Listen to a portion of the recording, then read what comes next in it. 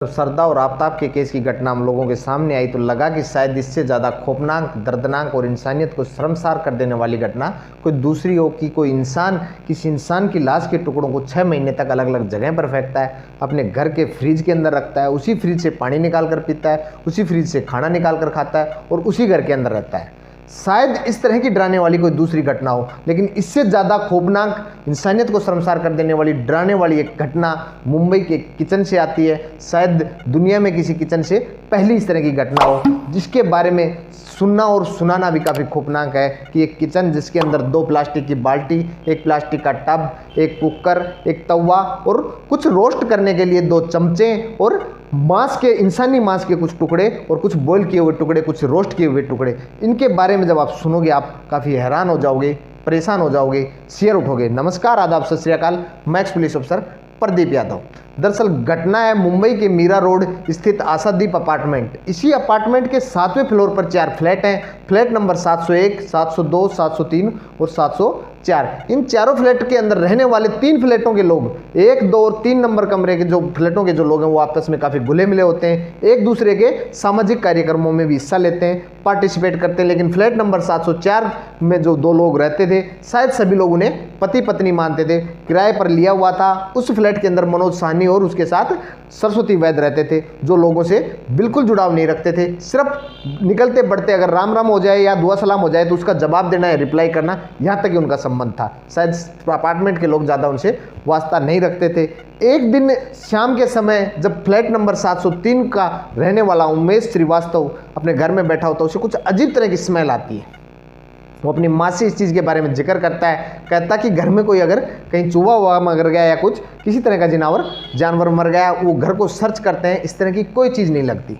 अगले दिन दोबारा स्मेल आती है। स्मेल कुछ ज़्यादा होती है पहले वाले दिन से। उसके बाद वो अपने साथ के फ्लैट नंबर 702 और 703 के लोगों से भी इसके बारे में चर्चा करता है, सलाह करता है कि कहीं तुम्हारे फ्लैट से तो इस तरह की बदबू नहीं आ रही। वो भी अपने फ्लैट को सर्च करते हैं, सफाई करते हैं, इस तरह का कुछ नहीं मिलता। उससे अगले दिन स्मेल कुछ और ज़्यादा हो जाती है। अब उनका शक लगता है कि ये कहीं ना कहीं जो स्मेल है वो 704 नंबर फ्लैट से आ रही है। उमेश श्रीवास्तव उस 704 नंबर फ्लैट के दरवाजे के पास खड़ा होता है। उस दरवाजे से कुछ अजीब तरह की स्मेल उसे मतलब स्मेल आती है। उसके बाद उसी फ्लैट के अंदर से कुछ रूम फ्रेशनर की भी स्मेल आती है, परफ्यूम की स्मेल आती है। सोचता है कि पहले इसमें स्मेल आ रही थी, उसके बाद रूम फ्रेशनर। उसको कुछ शक होता है, उस फ्लैट के दरवाजे को खटखटाता है। दरवाजे को खटखटाता है तो एक शख्स बाहर निकलता है और जब वो दरवाज़ा खोलता है तो भयंकर रूप से स्मेल आती है। वो कहता है, उमेश श्रीवास्तव उस शख्स को जो मनोज साहनी था उसे कहता है कि तुम्हारे जो रूम के अंदर, फ्लैट के अंदर कुछ स्मेल आ रही है। वो कहता है हाँ मुझे भी लग रहा है, लेकिन ऐसा लग रहा है कि कोई चूहा वगैरह मर गया। मैं अभी कुछ ज़रूरी मीटिंग के लिए जा रहा हूँ, आऊँगा तब इसे चेक करूँगा। अजीब तरह की स्मेल, काफ़ी तेज़ स्मेल। कुछ ज़्यादा सीरियस ना लेना, उन्हें कुछ शक होता है क्योंकि वो पहले क्राइम रिपोर्टिंग की जो कहानियाँ हैं, स्टोरियाँ वो सुनते रहते थे। सब सरदा और आफताब के केस भी उन्होंने सुना हुआ था, न्यूज़ पर देखा हुआ था, उन्हें शक होता है। अब वो तीनों डिस्कस कर अपने जो सोसाइटी, जो अपार्टमेंट के जो पदाधिकारी थे उनके पास जाते हैं, उनको बताते हैं। अब पुलिस को सूचना दी जाती है, पुलिस मौके पर आती है। पुलिस पहले से ही वाकिफ थी इस तरह के बदबू आने वाले मकानों से। वो पुलिस पहले से ही काफ़ी संदिग्ध रहती है, सतर्क रहती है। जब उस कमरे के पास आते हैं, उस फ्लैट के पास आते हैं तो उस फ्लैट के बाहर ताला लटका हुआ होता है। पुलिस उन सभी लोगों को गवाह बनाकर उस ताले को तोड़ देती है और जब दरवाज़ा खोलती है भयंकर बदबू आती है। बताते हैं कि 2-3 को तो उसी समय उल्टी आ गई थी। कुछ लोग अपने नाक पर रुमाल लगाकर उस फ्लैट के अंदर घुसते हैं। जैसे जैसे घुसते हैं, अंदर बढ़ते हैं, बदबू और ज़्यादा होने लगती है। जब वो लोग सर्च करते हैं, एक को शक हुआ कहीं फ्रिज में कुछ ना हो। सबसे पहले वो फ्रिज को खोलता है, लेकिन फ्रिज में इस तरह की कोई चीज़ नहीं थी। उसके बाद वो किचन की तरफ बढ़ते हैं तो किचन में कुछ ज़्यादा स्मेल आ रही थी। उसके बाद देखते हैं 2 प्लास्टिक की बाल्टी, उनको खोलते हैं, देखते हैं कि उसमें मांस के कुछ टुकड़े और पानी था। इस तरह का मांस था कि जिस तरह कोई कसाई की दुकान पर मांस के टुकड़े होते हैं, उन्हें देखते हैं। उसके बाद किचन के अंदर रखे कुकर को खोलते हैं, कुकर में भी बॉईल किया हुआ मांस था। उस तवा था, तवे के ऊपर भी मांस के टुकड़े लगे हुए थे, कुछ मांस था और 2 चम्मच थे, उसमें भी मांस फंसा हुआ था। उसके बाद पास में रखे उस टब को खोलते हैं, उसमें भी कुछ अजीब तरह की चीज़ दिखाई देती है। रोड़ने पर और गुड़काने पर जो उसका कलर फाल्ट था उसे चेक करते हैं तो एक इंसानी पैर दिखाई देता है। उसके बाद उन्हें शक हो जाता है कि यकीनन ये जो मांस के टुकड़े वो किसी इंसान के हैं। ये नहीं चेक कर पा रहे, ये नहीं तय कर पा रहे कि वो महिला के हैं या किसी पुरुष के हैं। उसके बाद वो बेडरूम को सर्च करते हैं। बेडरूम में सर्च करते हैं तो उन्हें इंसान में महिला की जो चोटी जो जूड़ा होता है वो पूरा वो मिलता है। अब उनका सर के धीरे धीरे यकीन में बदलता है कि जो ये शरीर के जो मांस के टुकड़े वो यकीनन किसी महिला के हैं। इसी बीच जो उस मकान में फ्लैट में रहने वाला मनोज साहनी वो अपार्टमेंट में आ जाता है। जैसे ही वो अपने लिफ्ट में चढ़ने लगता है उसे दिखता है कि पुलिस की गाड़ियां खड़ी हैं। उसका कुछ थोड़ा थोड़ा शक होने लगता है। उस शक होने पर वो वापस भागने लगता है। अपार्टमेंट में जब तक ये बात फैल चुकी थी, लोग उसे जानते थे, भागने लगता है। सिक्योरिटी गार्ड और वहाँ के लोग उसे पकड़ लेते हैं। आवाज़ शोरगुल होती है, पुलिस भी वहाँ पहुँचती है, उसे दबोचती है और उस अपार्टमेंट में लेके आती है, उससे पूछताछ करती है। तो कुछ झूठी कहानी बनाने की कोशिश करता है।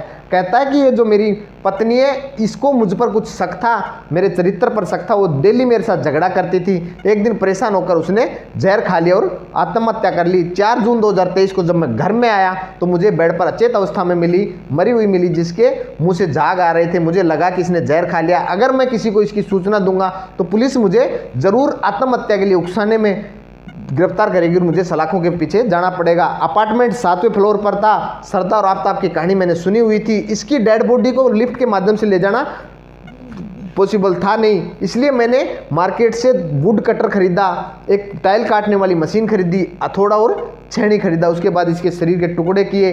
ऊपर का हिस्सा उसने पूरा रोस्ट किया, बॉईल किया। उसके बाद तवे पर उसे रोस्ट करता, पॉलीथीन में पैक करता, कुछ को वो फ्लैश में बवा देता और कुछ को उस पॉलीथीन में ले जाकर जो गली के आवारा कुत्ते थे, जो स्ट्रीट डॉग थे, उनको खिला देता था। 4 दिन से ऐसे ही प्रक्रिया चल रही थी। लेकिन जब पुलिस उसे सख्ती से पूछताछ करती है तो कुछ कहानी इस तरह से निकल कर आती है। वो कहता है कि मैं पीछे से अहमदनगर का रहने वाला हूँ, परिवार से काफ़ी अच्छा था, बैरी वैली में उनका खुद का फ्लैट था, वहीं पर परिवार के साथ रहता था। लेकिन बोला 15 से साल पहले मेरे माता पिता की मृत्यु हो गई थी।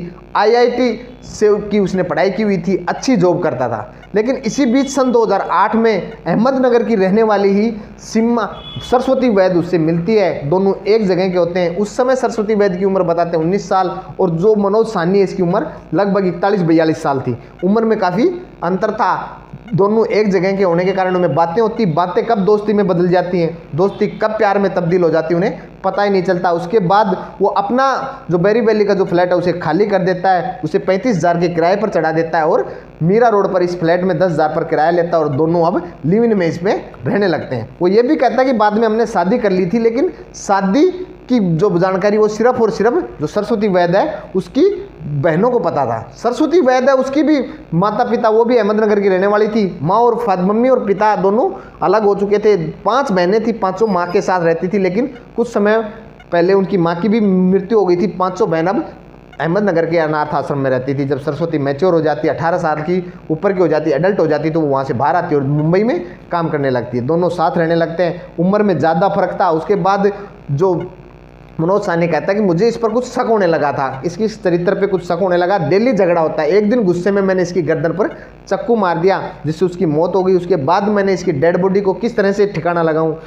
आफ्ताब और श्रद्धा की कहानी मैंने पढ़ी हुई थी, इसलिए मैंने वुड कटर खरीदा, सब चीज़ें करके जो शरीर के अलग अलग टुकड़े किए, उन्हें रोस्ट किया। उसके बाद कुछ स्ट्रीट डॉग को खिला दिया, कुछ फ्लैश में बवा दिया, कुछ टुकड़े यहाँ पर हैं। पुलिस को जब इस चीज़ के बारे में पूरी जानकारी हुई, पुलिस उसे गिरफ्तार करती है, सलाखों के पीछे भेजती है। वर्तमान में जो मनोज साहनी वो सलाखों के पीछे है। यकीनन दोस्तों ये कहानी सुनाने का जो मेरा मोटिव था वो किसी की भावनाओं को ठेस पहुंचाना नहीं था, किसी को आहत पहुंचाना नहीं था। मेरा उद्देश्य था कि आप सतर्क रहिए, सजग रहिए। जय हिंद, जय भारत।